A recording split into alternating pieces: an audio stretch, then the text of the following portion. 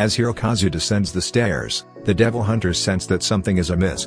Himeno instructs Kobeni to hold up a peace sign and stay put, while she investigates. However, to everyone's surprise, Himeno appears to have come from upstairs as well. Meanwhile, Aki enters a room and discovers another room through the window. He enters the second room but exits through the door, only to find himself back on the 8th floor facing the same room he'd just left. Denji confirms that the room on the other side of the window leads to the one directly opposite. Aki realizes that they are trapped on the 8th floor, unable to progress any further. After attempting various methods, the devil hunters finally concede that they are trapped by a devil's deception. They are unable to leave the 8th floor by either ascending or descending the stairs, and the elevators are out of order. Even attempting to climb through the ceiling results in returning to the same floor.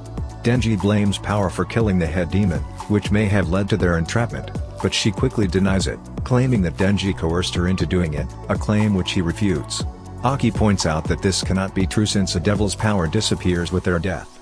Himeno remarks that it's the first time she has seen a devil use such trickery.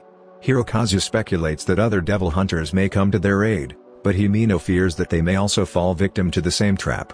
Kobeni breaks down in tears, lamenting that they are all going to die. She confesses that she was forced to choose between becoming a sex worker or a devil hunter because her family needs money to send her smart brother to university. In response, Power callously laughs at her distress. Aki observes that all the clocks on the 8th floor have stopped at 8:18. Leading him to surmise that the devil can manipulate time on this floor, and their situation may be hopeless. Denji, however, is pleased by the idea, as it means he can sleep as much as he wants. Hirokazu chastises him for being foolish, reminding him that they are trapped forever. Denji quips that this may or may not be the case, and to wake him up when they have found a solution. After some time, Himeno rouses Denji from his slumber and informs him that they have determined that the water and electricity on the 8th floor are still functioning. They have also managed to scavenge some leftover food from fleeing customers. Aki, refusing to rest, continues to search for the devil, while Hirokazu, who is supposed to accompany him, has locked himself in a room out of fear. Meanwhile, Kobeni becomes increasingly unhinged, even considering drinking from the toilet, until Himeno has to subdue her. Power, with nothing better to do, fantasizes about winning a Nobel Prize and becoming a godlike figure in human society, even going so far as to raise the consumption tax to 100% as Prime Minister. Denji reassures Himeno that Power's behavior is typical for her, so there is no need to be anxious. Himeno calms down. While looking after Hirokazu and Kobeni, Himeno lights up her last cigarette, which catches the attention of Denji. He realizes she smokes the same brand as Aki and inquires about it. Himeno reveals that she taught Aki how to smoke, but he denied it, claiming that it's bad for his health. Himeno deduces that Aki must have become a devil hunter to kill the gun devil, and being aware that devil hunters die young, he might not care if cigarettes harm his health.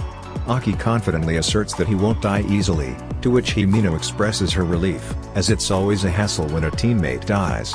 Later, Aki witnesses a woman slapping Himeno, and she explains that the woman is the girlfriend of a former teammate. When grieving family members can't take their anger out on the devil, they often direct their frustration towards the devil hunters. In retaliation, Aki puts a wad of gum in the hair of the woman who slapped Himeno, urging her to fight back when someone hurts her. Himeno is caught off guard but can't help but burst into laughter. During dinner, Himeno offers Aki a cigarette, hoping that they can bond as teammates. Aki accepts, but he is firm in his decision that this will be his only cigarette. However, when they return to the 8th floor, Aki asks Himeno if she has a cigarette, but she tells him that she is smoking her last one. Aki approaches her and asks for it, and she hands it over. Denji makes a joke about them having an indirect kiss, but they brush it off. Aki then delivers the grim news that the devil they killed is growing larger and more powerful.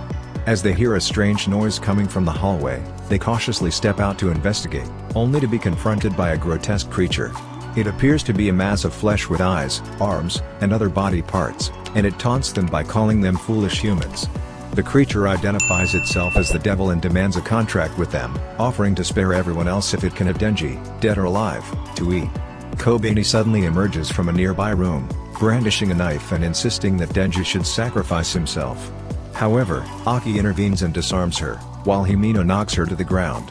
Aki tries to summon the Fox Devil, but discovers that they are completely cut off from the outside world, as the Fox Devil is in Kyoto.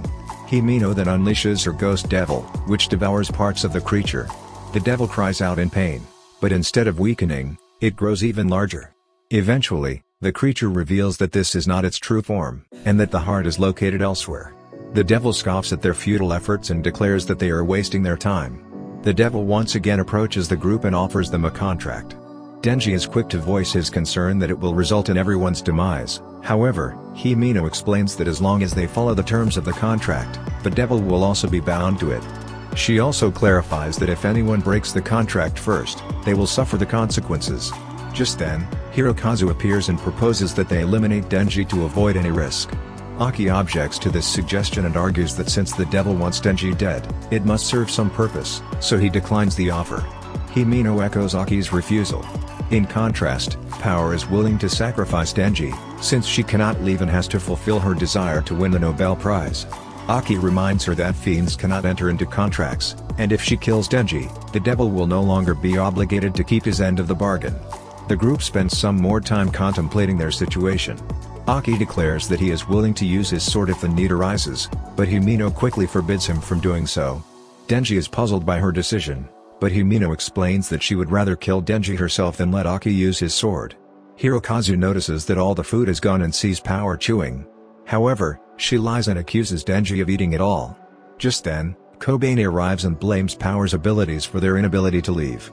Hirokazu tries to calm her down, but Kobane accuses him of being a spy for the devil. Power confirms it, but Hirokazu denies the accusation. Despite this, Kobane approaches him and starts yelling, causing him to feel frightened. Meanwhile, the devil outside grows in size and begins to pursue Aki, Himeno, and Denji. It becomes apparent that the devil expands through fear, and it demands that they hand over Denji. The devil identifies itself as the Eternity Devil and claims that only he can kill Chainsaw. Suddenly, the floor rotates 90 degrees, disorienting the group. Hirokazu and Kobane begin shouting at Aki and Himeno, demanding that they kill Denji. Aki prepares to use his sword, but Himeno stops him using her devil. She explains that while using the sword would allow them to escape, it would also shorten Aki's lifespan as per the contract he made with the devil. She cannot allow him to do that. Hirokazu jumps onto Denji, and Kobane tries to stab him. Aki manages to move in front of Denji and shields him, resulting in him being stabbed instead. Aki declares that he doesn't care if Denji dies, but he knows that he cannot defeat the gun devil alone. He needs as many devil hunters as possible to fight alongside him and won't let Denji die. Denji turns to Power and asks if she can help stop Aki's bleeding. Power explains that while she can control her own blood, controlling someone else's is challenging. She expresses her concern that if Aki dies, she'll lose the one who cooks for her. Himeno, sensing the gravity of the situation, becomes visibly agitated, and wonders aloud what they will do if Aki doesn't make it.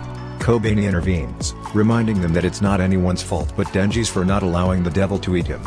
Denji, recognizing the severity of the situation, finally relents, agreeing to let the devil eat him. However, he reassures them that he still intends to fight and potentially kill the devil. He reminds Himeno not to forget her promise about the kiss. Denji surmises that the devil is afraid of the chainsaw, which is why it is asking them to kill him. Denji is determined to make the devil pay for hurting Aki and screams in rage. He resolves to push the devil to the brink and then force it to kill itself. Denji is annoyed that Aki put himself in harm's way for him and declares that once they're out of this, they'll be even. Without hesitation, he pulls his cord and jumps into the hallway, ready to face the Eternity Devil head-on. And with that, we conclude this episode.